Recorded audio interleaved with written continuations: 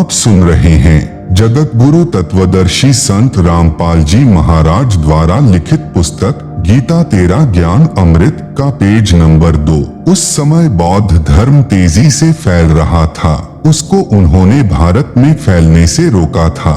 यदि बौद्ध धर्म फैल जाता तो चीन देश की तरह भारतवासी भी नास्तिक हो जाते। नंबर 2, ईसाई धर्म की स्थापना। श्री ईसा मसीह जी से ईसाई धर्म की स्थापना हुई। ईसा जी की जब 32 वर्ष की आयु थी, उनको क्रश पर कीले गाड़कर विरोधी धर्म गुरुओं ने गवर्नर पर दबाव बनाकर मरवा दिया था।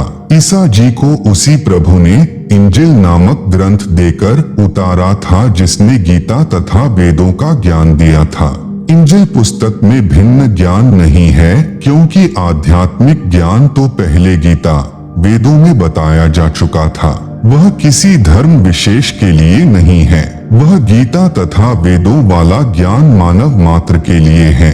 ईसा जी के लगभग 600 वर्ष पश्चात हजरत मोहम्मद जी ने इस्लाम धर्म की स्थापना की। मोहम्मद जी को पवित्र कुरान शरीफ ग्रंथ उसी प्रभु ने दिया था। इसमें भी भक्ति विधि संपूर्ण नहीं है, सांकेतिक है, क्योंकि भक्ति का ज्ञान वेदों गीता में बता दिया था। इसलिए कुरान शरीफ ग्रंथ में पुनः बताना अनिवार्य नहीं था।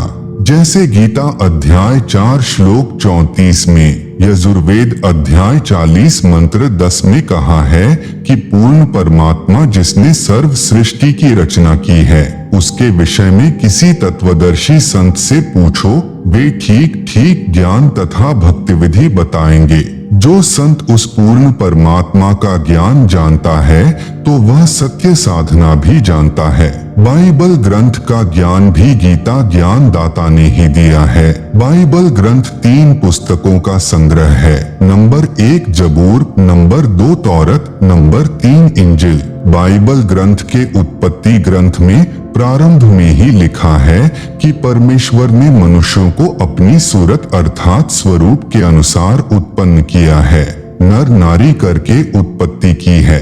6 दिन में सृष्टि की रचना करके परमेश्वर ने 7वें दिन विश्राम किया। कुरान शरीफ पुस्तक कुरान शरीफ में सूरती फुरकानी नंबर 25 आयत नंबर 52 से 59 में कहा है कि अल्लाह कबीर ने 6 दिन में सृष्टि रची, फिर ऊपर आकाश में तख्त यानी सिंहासन पर जा बिराजा। उस परमेश्वर की खबर किसी बाखबर अर्थात तत्वदर्शी संत से पूछो। कुरान के लेख से स्पष्ट है कि कुरान शरीफ का ज्ञान दाता भी उस पूर्ण परमात्मा अर्थात अल्लाह अकबर यानी अल्लाह कबीर के विषय में पूर्ण ज्ञान नहीं रखता। कुरान शरीफ की सूरती 42 की प्रथम आयत में उन्हीं 3 मंत्रों का सांकेतिक ज्ञान है जो गीता अध्याय 17 श्लोक 23 में है। कहा है कि ब्रह्मण अर्थात सच्चिदानंद घन ब्रह्म की भक्ति के ओम तत् सत 3 नाम के स्मरण करो।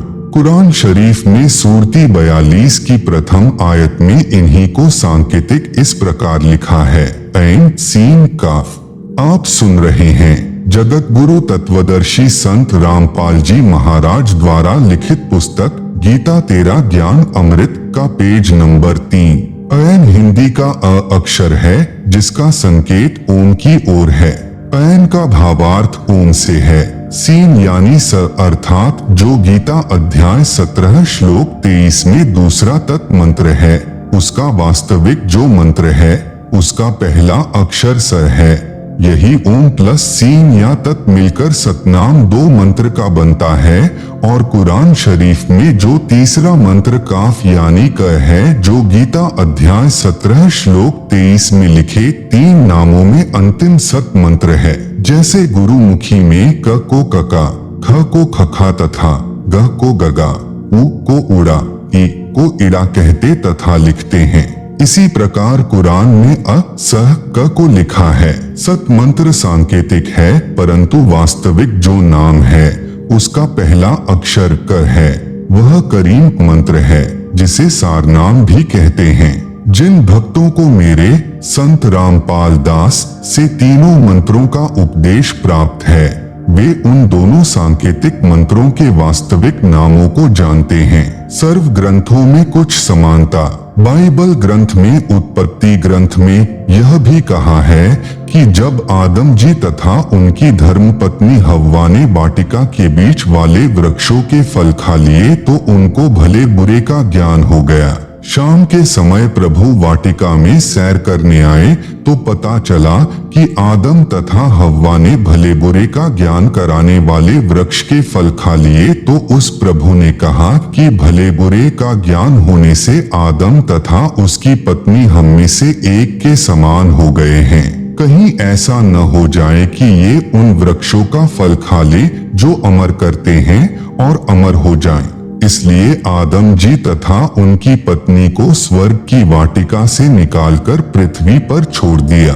लेख समाप्त। विवेचन। इससे सिद्ध हुआ कि प्रभु एक से अधिक हैं, क्योंकि प्रभु ने ऊपर कहा कि ये भले बुरे का ज्ञान होने से हम में से एक के समान हो गए हैं। फिर बाइबल ग्रंथ में कहा है कि अब्राहिम मामरे के वृक्षों के नीचे बैठा था। उसको 3 प्रभु दिखाई दिए, उनको खाना खिलाया, दंडवत प्रणाम करके आशीर्वाद लिया। इससे सिद्ध हुआ कि बाइबल में 3 प्रभु माने हैं। मुसलमान धर्म में 4 यारी माने गए हैं जो बालक रूप में रहते हैं। सूक्ष्म वेद अर्थात तत्व ज्ञान में कहा है कि वही सनक सनंदना, वही 4 यारी तत्व ज्ञान जाने बिना बिगड़ी बात सारी। भावार्थ। हिंदू धर्म में जो सनक, सनंदन, सनातन तथा संत कुमार बालक रूप में रहते हैं वे ब्रह्मा जी के मानस पुत्र हैं। मुसलमान धर्म में उन्हीं को 4 यारी, 4 बालक मित्र कहते हैं। फिर सूक्ष्म वेद में कहा है कि वही मोहम्मद, वही महादेव, वही आदम, वही ब्रह्मा, दास गरीब दूसरा कोई नहीं, देख आपने घर में।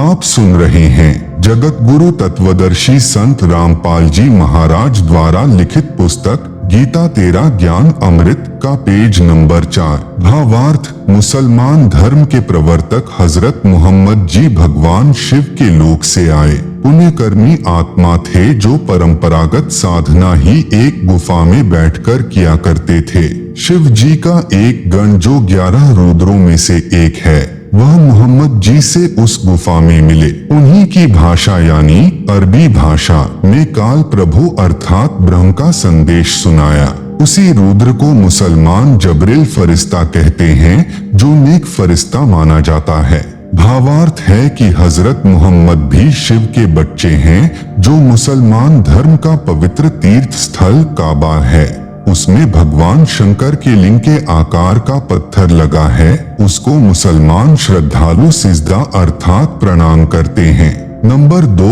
आदम बाबा। पुराणों में तथा जैन धर्म के ग्रंथों में प्रसंग आता है जो इस प्रकार है। ऋषभदेव जी राजा नाभिराज के पुत्र थे। नाभिराज जी अयोध्या के राजा थे। ऋषभदेव जी के 100 पुत्र तथा एक पुत्री थी। एक दिन परमेश्वर एक संत रूप में ऋषभदेव जी को मिले, उनको भक्ति करने की प्रेरणा की, ज्ञान सुनाया कि मानव जीवन में यदि शास्त्र विधि अनुसार साधना नहीं की तो मानव जीवन व्यर्थ जाता है। वर्तमान में जो कुछ भी जिस मानव को प्राप्त है वह पूर्व जन्म जन्मांतरों में किए पुण्यों तथा पापों का फल है। आप राजा बने हो, यह आपका पूर्व का शुभ कर्म फल है। यदि वर्तमान में भक्ति नहीं करोगे तो आप भक्ति शक्तिहीन तथा पुण्यहीन होकर नरक में गिरोगे तथा फिर अन्य प्राणियों के शरीरों में कष्ट उठाओगे। जैसे वर्तमान में इन्वर्टर की बैटरी चार्ज कर रखी है और चार्जर निकाल रखा है, फिर भी वह बैटरी कार्य कर रही है। इन्वर्टर से पंखा भी चल रहा है, बल्ब ट्यूब भी जग रहे हैं। यदि चार्जर को फिर से लगाकर चार्ज नहीं किया तो कुछ समय उपरांत इन्वर्टर सर्व कार्य छोड़ देगा, न पंखा चलेगा, न बल्ब न ट्यूब जगेंगी। इसी प्रकार मानव शरीर एक इन्वर्टर है, शास्त्र अनुकूल भक्ति चार्जर है।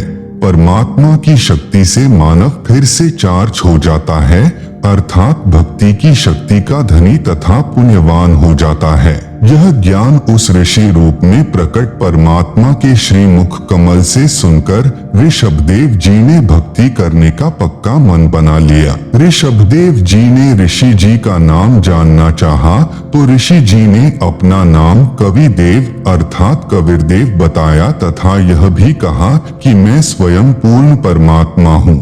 मेरा नाम चारों वेदों में कबीरदेव लिखा है। मैं ही परम अक्षर ब्रह्म हूँ। आप सुन रहे हैं जगत गुरु तत्वदर्शी संत रामपाल जी महाराज द्वारा लिखित पुस्तक गीता तेरा ज्ञान अमृत का पेज नंबर 5। सूक्ष्म वेद में लिखा है, ऋषभदेव के आया कभी नामे करता 9 योगेश्वर को समझाया जनक विदेह उद्धार। भावार्थ, ऋषभदेव जी को कभी नाम से परमात्मा मिले, उनको भक्ति की प्रेरणा की। उसी परमात्मा ने 9 योगेश्वरों तथा राजा जनक को समझाकर उनके उद्धार के लिए भक्ति करने की प्रेरणा की। ऋषभदेव जी को यह बात रास नहीं आई कि यह कबीरदेव ऋषि ही प्रभु है, परंतु भक्ति का दृढ़ मन बना लिया। एक तपस्वी ऋषि से दीक्षा लेकर ओम नाम का जाप तथा हठ योग किया। ऋषभदेव जी का बड़ा पुत्र भरत था। भरत का पुत्र मारीची था। ऋषभदेव जी ने पहले 1 वर्ष तक निराहार रहकर तप किया, फिर 1000 वर्ष तक घोर तप किया। तपस्या समाप्त करके अपने पौत्र अर्थात भरत के पुत्र मारीची को प्रथम धर्मदेशना यानी दीक्षा दी। यह मारीची वाली आत्मा 24वें तीर्थंकर महावीर जैन जी हुए थे। ऋषभदेव जी ने जैन धर्म नहीं चलाया, यह तो श्री महावीर जैन जी से चला है। वैसे श्री महावीर जी ने भी किसी धर्म की स्थापना नहीं की थी, केवल अपने अनुभव को अपने अनुयायियों को बताया था। वह एक भक्ति करने वालों का भक्त समुदाय है। ऋषभदेव जी ओम नाम का जाप ओंकार बोलकर करते थे। उसी को वर्तमान में अपभ्रंश करके अड़ोंकार मंत्र जैनी कहते हैं। इसी का जाप करते हैं। इसको ओंकार तथा ओम भी कहते हैं। हम अपने प्रसंग पर आते हैं। जैन धर्म ग्रंथ में तथा जैन धर्म के अनुयायियों द्वारा लिखित पुस्तक आओ जैन धर्म को जाने में लिखा है कि ऋषभदेव जी जैनी उन्हीं को आदिनाथ कहते हैं वाला जीव ही बाबा आदम रूप में जन्मा था। अब उसी सूक्ष्म वेद की वाणी का सरलार्थ करता हूँ। वही मोहम्मद, वही महादेव, वही आदम, वही ब्रह्मा। दास गरीब दूसरा कोई नहीं, देख आपने घर माँ। बाबा आदम जी भगवान ब्रह्मा जी के लोक से आए थे, क्योंकि मानव जन्म में की गई साधना के अनुसार प्राणी भक्ति अनुसार ऊपर तीनों देवताओं के लोक में बारी बारी जाता है। अपने पुण्य क्षीण होने पर पुनः पृथ्वी पर संस्कारवश जन्म लेता है। संत गरीब दास जी गांव छुरानी जिला झज्जर हरियाणा प्रांत वाले को स्वयं ही वही परमात्मा मिले थे जो ऋषभदेव जी को मिले थे। संत गरीब दास जी ने परमेश्वर के साथ ऊपर जाकर अपनी आंखों से सर्व व्यवस्था को देखा था। फिर बताया है कि आदम जी ब्रह्मा जी के लोक से आए थे, ब्रह्मा के अवतार थे। मोहम्मद जी तमगुण शिव जी के अवतार थे। प्रिय पाठ को अवतार 2 प्रकार के होते हैं।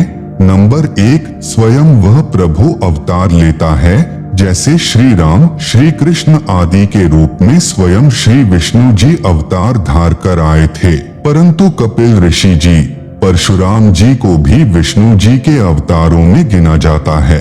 ये स्वयं श्री विष्णु जी नहीं थे, विष्णु लोक से आए देवात्मा थे।